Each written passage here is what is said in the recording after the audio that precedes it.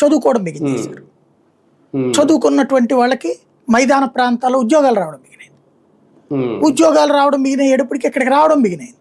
దాంతో సాధారణ జనజీవన సంబంధిత వాళ్ళకి సంబంధాలు మెరుగుపడ్డాయి.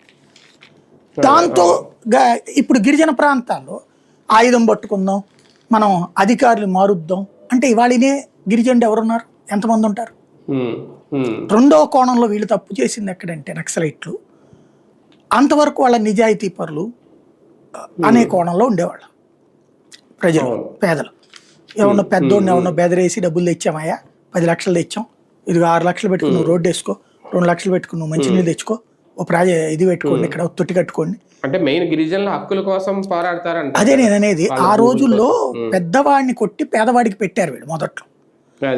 తర్వాత అసాంఘిక శక్తులతో స్నేహం పెరిగిపోయింది నక్సలైట్లకి. అసాంఘిక శక్తులు లైక్ మైనింగ్, అటవీ ప్రాంతాల మైనింగ్ జరగట్లేదా? జరిగిపోతుందిగా. మరి నక్సలైట్లు ఎందుకు ఆపలేదు వాళ్ళని? సొలి కబుర్లు చెప్తారు, ఎందుకు ఆపట్లా? ఆ తవ్వేవాడి దగ్గర నుంచి నక్సలైట్ డబ్బులు తీసుకోవడం మిగిలించేశాడు.